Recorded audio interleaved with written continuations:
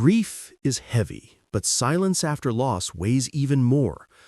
I remember the morning the phone rang. It was early, still dark outside, and I thought Reed was calling to let us know he made it home after his late shift. Instead, a serious voice told me there had been a crash on I-10 near Baytown. A wrong-way driver hit his car. They said he died instantly. I heard those words, but understanding them took longer. It felt like time tightened around my chest. We drove to the scene. Lights flashed across wreckage. I saw Reed's car twisted in a way metal should never bend. Officers stood between us and the body on the ground. Marin screamed his name until her voice broke. I could not speak at all. I felt rooted to the concrete, as if moving might make the truth real. Thank you for being here. Tell me where you are watching from in the comments. Tap like and hit subscribe with notifications on so you never miss a story. Now back to my story. Funeral arrangements followed. People filled our home with food and sympathy, kind faces, soft voices. None of it helped. Grief enters quietly and sits in every room. I slept on the couch most nights, staring at family photos.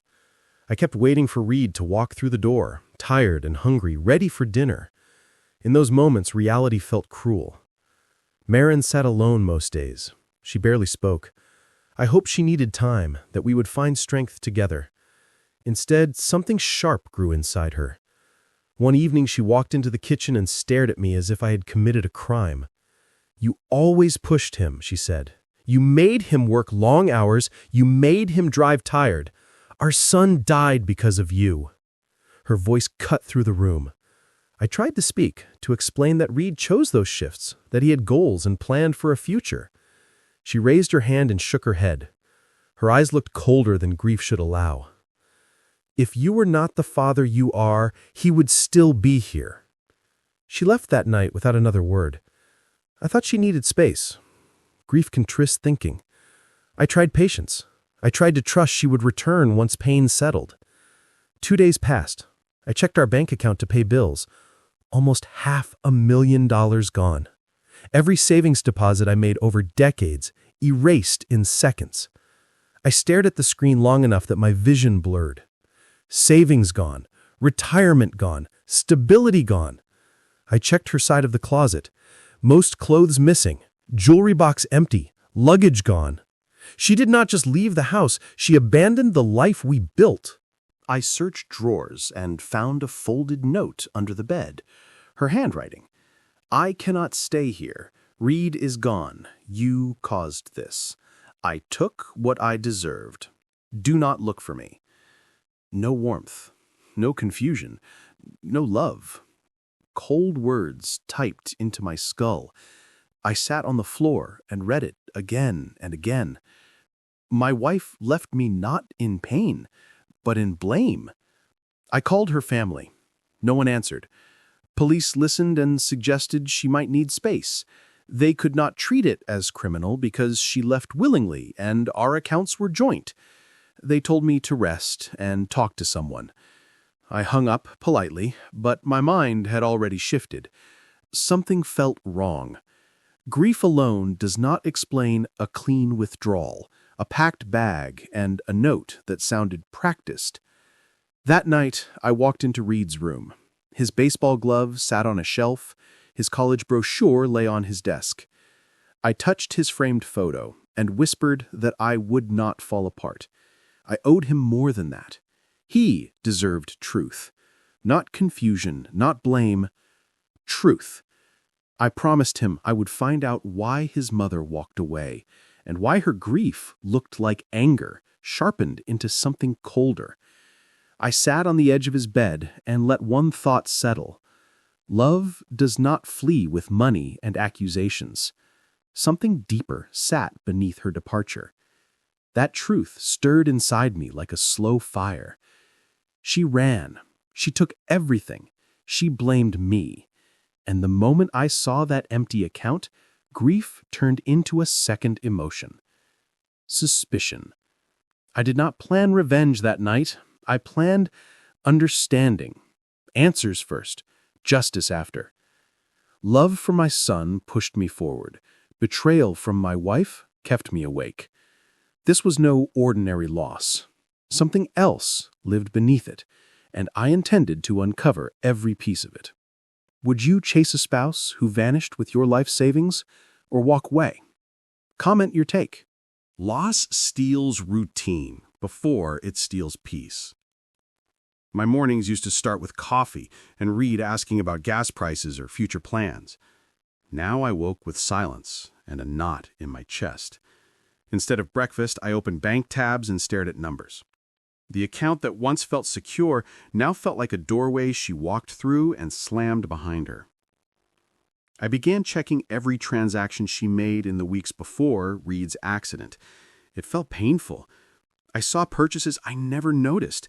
Expensive clothes in the Galleria, a jewelry store in River Oaks, a hotel booking in Dallas weeks before Reed died. That one hit me. She told me she visited her sister. The bank statement told me she slept somewhere else, with someone else. Lies lived in those numbers. They stacked heavy. I tried her phone again, straight to voicemail. I called her sister in Austin. She said they had not spoken in months. She sounded confused about everything. I listened to her voice crack, and I almost felt sorry for dragging her into this pain, but I needed answers. I needed truth. I hung up and paced the living room with hands shaking. Later, my phone rang, an unknown number. I answered. Silence. Then breathing. I said hello again. A man spoke quiet, like someone afraid of being overheard. He asked if I was looking for Marin. My breath froze, because he said her name like he knew her. He said she was not who I thought she was. His voice cracked like fear lived in him. Before I could ask anything, he whispered, "She planned this." And the line went dead. My legs felt weak. Someone else knew her better than I did. Someone feared her. I drove downtown and hired a private investigator. Harold Connor, former insurance fraud tracker, plain clothes, calm voice, no small talk. He looked at me like he had seen this story before, yet this time I knew mine was not ordinary. I slid a folder toward him with bank statements, a copy of the note, and a photo of Marin with Reed at a barbecue last summer. Harold studied the picture. He asked if she ever talked about leaving. I shook my head. She talked about vacations, remodeled kitchens, nicer cars, but never leaving. He nodded once and said he would start by tracing hotel records and card locations. He said most people run, but money leaves prints. 3 days passed. I barely slept. I sat at the kitchen table at 2 a.m., staring at my phone, waiting for it to ring. Every sound felt close and threatening. I replayed the unknown caller's voice over and over. She planned this. Those words did not feel like a guess. They felt like a warning. Harold called Saturday morning. He told me to fly to Phoenix. He tracked cash withdrawals and hotel sign-ins. He sounded firm, sure. I packed clothes, boarded a plane, and spent the flight staring out the window, thinking about the years I gave her, the shared meals, the hospital visits, the anniversaries. Trust built brick by brick, now cracked and falling. Phoenix heat hit hard when I stepped outside. Dry air, wide roads, a city that felt nothing like home. I checked into a small hotel and waited. Harold texted an address. I drove there with hands tight around the wheel. Every mile felt like moving toward truth and away from the life I knew. I parked across from a quiet restaurant with glass windows and warm lights. I saw her. She walked out laughing, her hair styled, new dress, a bright purse swinging at her side like a trophy. Not a widow, not broken. Life glowed in her eyes. No trace of pain, no sign she missed our son. A man followed her out. Tall, expensive watch. His hand rested on her back. She leaned into him like she belonged there. My heart did not break. It hardened. She looked free, almost pleased, as if she had been waiting for this life and Reed's death cleared her path. My stomach turned. My hands shook so bad I gripped the steering wheel to steady them. She stole my son's memory and walked into another life smiling. I watched them drive off. I knew then grief was only part of my journey. Answers mattered more. That moment lit a fire that would not fade. She left everything good behind, including the truth. I would not let her bury it. If your partner left right after a loss and looked happy, what would you think? Let me know in the comment section. Phoenix shook me. Seeing her laugh beside another man felt like swallowing glass. I expected tears or guilt or even numbness. Instead, she looked alive. I sat in the rental car long after they left, replaying her smile. I used to love that smile. Now, it felt sharp, like she weaponized it. Harold told me not to act impulsively. He said we needed patience. Patience tasted bitter. Still, I forced myself to wait and watch. The next morning, he called with another lead. She booked a room at a resort in Flagstaff. North. Cooler air, pines instead of palms. It almost sounded peaceful, but peace did not exist for me anymore. I drove up I-17, climbing into higher ground. Trees grew thicker, air felt cleaner. My thoughts did not lighten with the scenery. They churned. How long had she planned this life without me? Without Reed? Did she dream of freedom while I dreamed of retirement and grandkids? I pressed down on those questions and stayed focused on the road. Flagstaff felt like a mountain town that liked secrets. Quiet streets, people walking with coffee cups and calm eyes. I did not belong in calm anymore. I parked across from the resort Harold mentioned. Hours passed. Finally, I saw her. She walked toward the gated villas with shopping bags. She wore sunglasses, but I knew her posture. That was the same posture she had leaving church on Sundays. Confident, composed. Except back then, she held my hand. I followed from a distance. Not sneaking, not stalking. Moving like a man who needed truth more than dignity. She passed the gate. I approached. A security keypad. She pressed numbers. I caught them. She walked through. I took one breath and followed.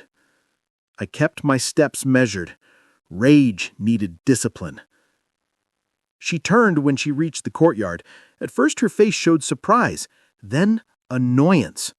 Not sorrow, not fear, annoyance, like I interrupted a hair appointment, not a runaway life. "What are you doing here?" she said. No tremble, no grief, flat voice, cold eyes. "I came for answers," I told her. "You left. You took everything. You blamed me for Reed." Her jaw tightened. She looked past me, scanning for someone. Not guilt, strategy. She looked like she weighed options, not emotions. "I told you not to follow me," she said. "I needed to get away." "To get away," I repeated, quiet but steady. "Or to be with him." She did not deny it. Her silence told the truth. Her mouth refused to speak. She crossed her arms. "You made that house suffocating. You never understood me." Before I could respond, footsteps approached. A man stepped into the courtyard. Caleb. The same one from Phoenix. He wore casual clothes and a calm expression, as if he expected this moment. He did not touch her, but she moved slightly toward him, a small shift that burned deeper than any scream. "Barrett, right?" he said. He smiled like a politician at a fundraiser. Polite. Practiced. "This is not healthy. You need to go home." I looked at him. No anger in my voice, just clarity. "Who are you to tell me what I need?" He shrugged. "Someone she trusts. Someone who cares about her well-being." That line felt rehearsed. He spoke like a doctor delivering bad news or a scammer closing a pitch. I studied him. His posture, his tone. Too confident, too casual. He did not look like her rescuer. He looked like her partner. In planning. in escape, in something darker. Marin stepped slightly in front of him. "You need to leave, Barrett. This is not your world anymore." "Not my world." The woman who vowed forever said it like I was a stranger at a bus stop. I kept my voice steady. "You ran after Reed died. You took money. You laughed in Phoenix. This is not grief. So tell me the truth. Are you choosing him?" Her eyes flickered. That tiny moment held something honest. She wanted this life, this man, this distance. She was not lost. She was not broken. She was choosing. Caleb stepped closer. I lifted my hand, palm up, not aggressive, just to pause him. "One more thing," I said. "Someone called me. They said you planned this." Her face froze for half a second. Then she looked away. Caleb placed a hand on her shoulder lightly, like a cue, not comforting, guiding. "You should go," he said, still calm, too calm, "for your own good." His tone felt like a threat, wrapped in manners. I backed away, not defeated, but awakened. She did not fall apart after loss. She built a doorway and walked into a new life. With help. With intent. As I left, a folded paper sat tucked under my windshield wiper. I opened it. 3 words. "Leave it alone." No signature. No explanation. A warning, not advice. I stood there in the mountain air and felt the first real truth settle in. My wife did not escape tragedy. She left it behind like old luggage. Reed's memory meant little to her.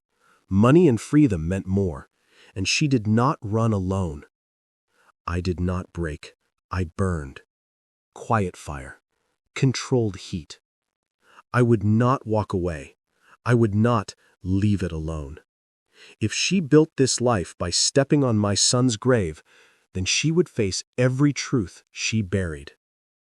Would you believe your spouse turned cold because of grief or money? Tell me in the comment.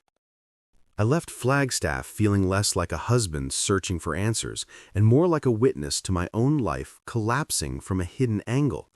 Seeing Marin lean toward Caleb without hesitation shook me, but something deeper settled in my thoughts.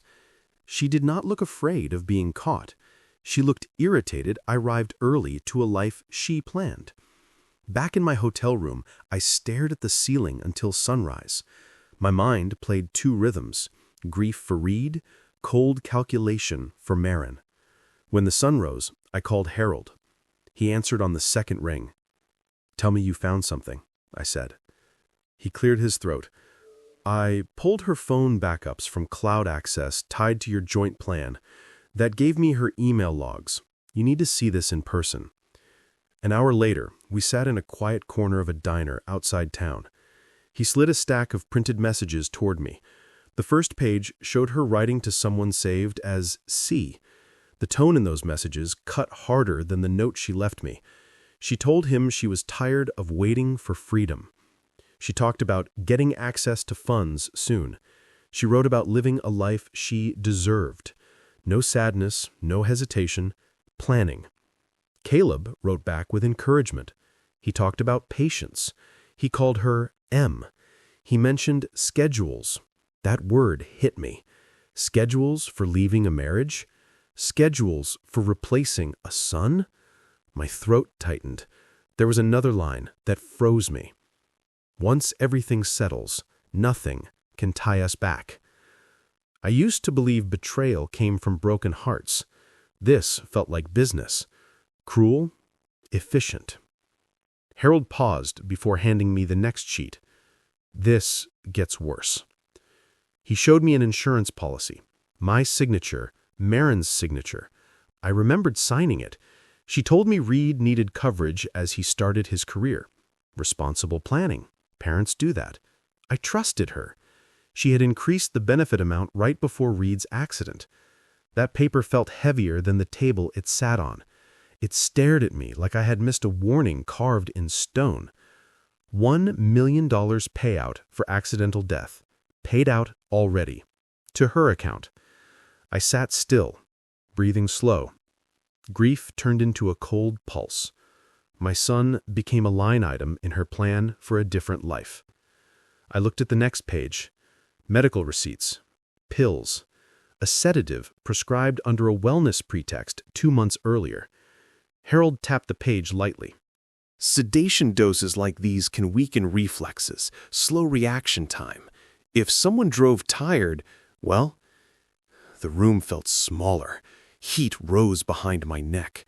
The idea that she did not just leave, but engineered a path out, step by step, tightened around me. My mind fought the thought at first. A mother planning her child's death feels unthinkable. Yet evidence sat in black ink, cold, quiet, real. "She would not," I whispered. My voice did not convince even me. Harold met my eyes. Grief does not buy sedatives in advance. Grief does not schedule withdrawals. Grief does not rehearse escape messages. I rubbed my temples. Images of Reed trying to make us proud filled my head. His excitement about saving for his first house. His laugh at family dinners. Gone because someone wanted freedom and wealth. I thought of her words in the kitchen. "You always pushed him." Maybe she meant something different. Maybe she blamed me because blame hides truth. She needed a villain so she could walk away clean. In her mind, our son was not a life. He was a barrier.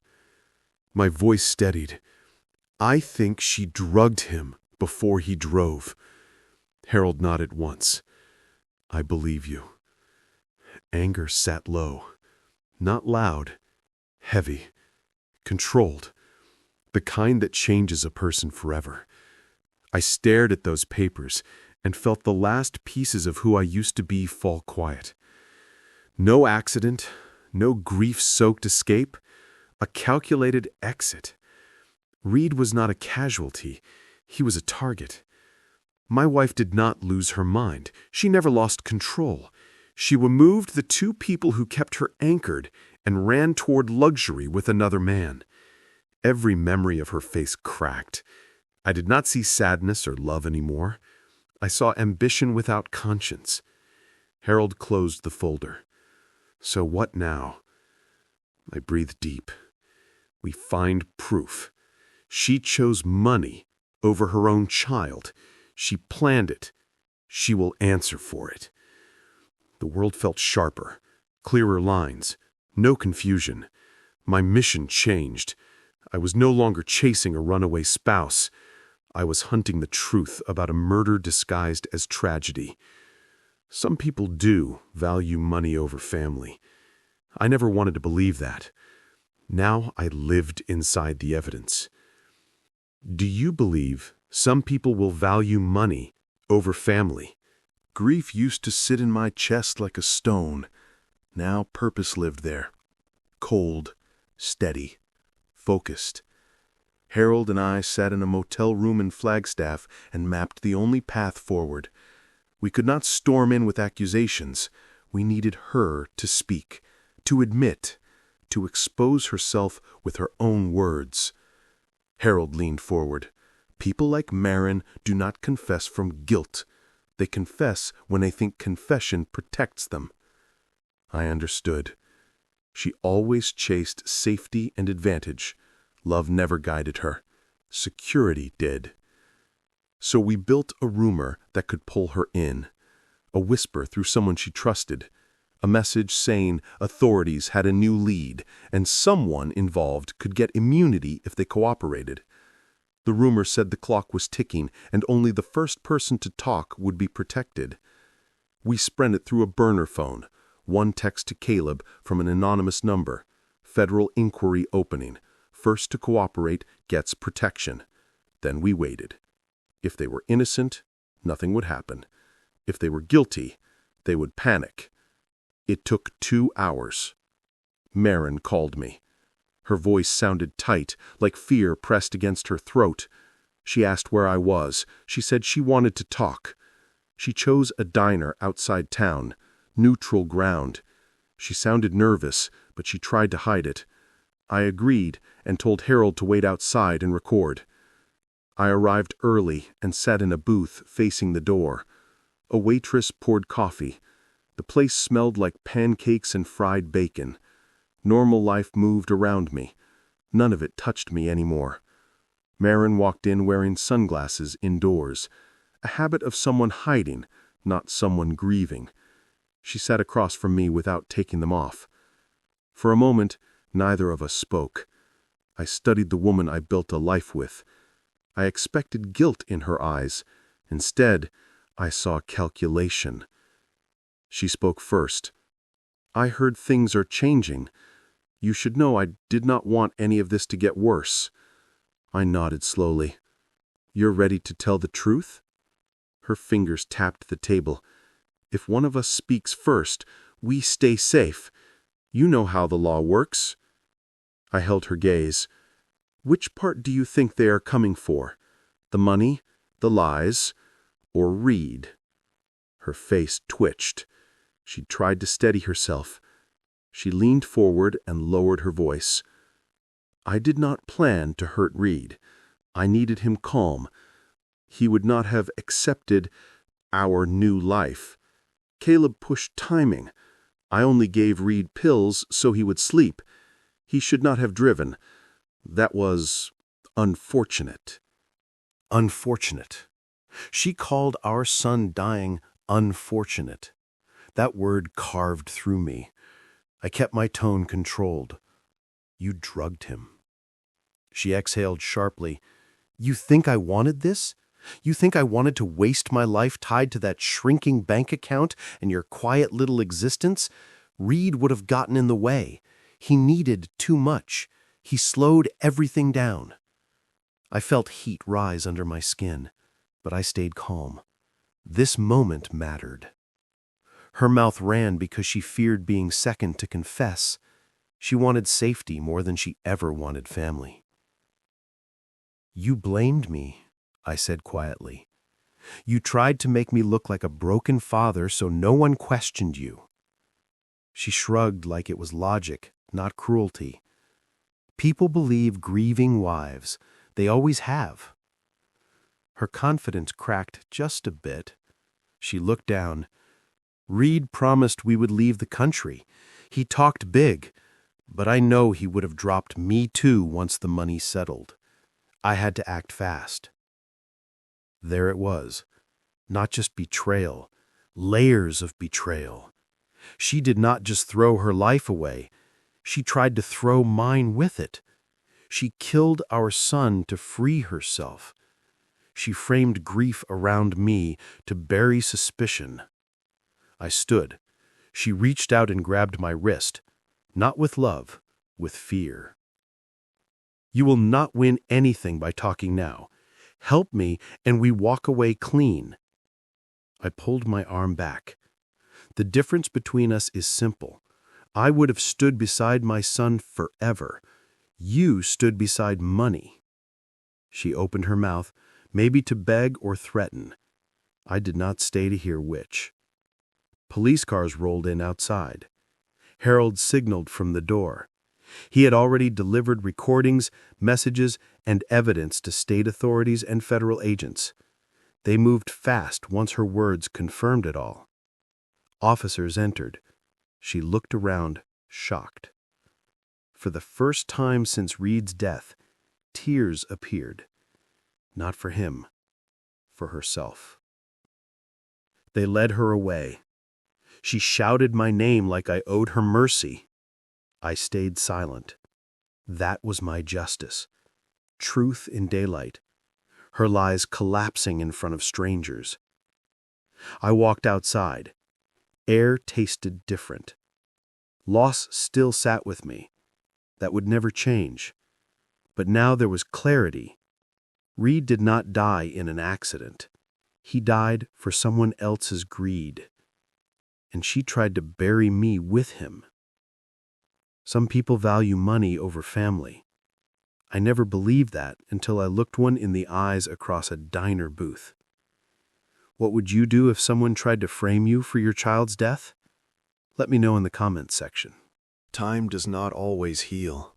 Sometimes it reveals. After the diner, authorities moved fast. Agents surrounded the parking lot. Officers read Marin her rights. She kept looking at me, waiting for me to break, waiting for me to plead or lash out or fall apart so she could feel the power she used to have. I stayed still. Calm can feel like strength when someone expects chaos from you. They put her in the back of a patrol car. She pressed her forehead to the glass and stared like she could burn a hole through me. I did not flinch. I watched the car pull away. The woman I once trusted more than anyone sat behind tinted windows, and I felt nothing but truth settling into place. She did not leave out of heartbreak. She tried to erase us for money. Now she was heading toward steel bars and bright lights that never turn off. Harold stood by my side. He stayed quiet, which I appreciated. People try to fill tragedy with words. Silence helped me breathe. After a long moment, he nodded toward the parking lot exit. Caleb will not run far. They froze every card tied to him at dawn. His voice stayed level. He treated facts like anchors. I needed that. We drove to the federal office downtown. I gave a statement. They already had recordings. They already had the policy paperwork and bank trails. They already had the messages. They asked how it felt, knowing she planned it. I told them the truth. It does not feel like anything at first. It hits slow. Then it lives in your bones. Hours later, agents found Caleb trying to leave an apartment in Scottsdale. Suitcase, passport, cash stuffed in clothing. Panic never looks elegant. His confidence in Flagstaff vanished. He looked like a kid caught cheating, not a man who encouraged a mother to poison her son. They brought him in. He refused to meet my eyes in the hallway. That part gave me a strange sense of balance. Not joy, balance. He built a future on someone else's grave. His collapse felt fitting. I received news that afternoon. Roughly $300,000 located and frozen in a bank account tied to an LLC neither of us knew existed. Not everything recovered, but enough to feel the law moving in the right direction. Money never mattered as much as truth, but truth rarely pays bills. That partial recovery gave me space to breathe for the first time since Reed died. Late evening, I sat in a small interview room while Marin waited in a holding cell nearby. Officers asked if I wanted to speak to her. I said no. They told me she requested it anyway. I refused again. They placed me in a hallway. She passed by moments later, chained at the wrists. Her lawyer tried to speak for her. She pushed his hand away and leaned toward me as far as restraints allowed. Her voice came low and sharp. "If I go down, I take you too." That was her final move. Threat instead of sorrow. Violence instead of remorse. She believed fear would drag me back under her control. I kept my arms folded. I did not answer. Silence felt heavier than anger. Her face twisted, desperate for my reaction. I did not give her one. She called my name again, but deputies led her forward. Years with someone teach you the shape of their power. She thrived on getting inside minds. She fed off emotional responses. Denying her one felt like a door closing permanently. She created the fire. She would sit in it alone. I walked outside into evening air. Streetlights flickered. Cars hummed on the highway. Life moved for everyone else. My life stood still, then began to shift. Without yelling, without fists, without poison, I fought her with patience and evidence and silence. People think revenge is loud or dramatic. Sometimes it arrives in a courtroom, quiet and final. Harold stood near the curb and looked at me. "You held steady." "I did what I had to do." I said. He nodded. There is strength in not letting someone pull you into their madness. I watched traffic pass and thought of Reed. I would never see him again. No justice brings him back, but the world could know the truth about how he left it, and the person who betrayed him would answer for it. That mattered. That made breath feel possible again. Silence became my shield. I did not argue with her.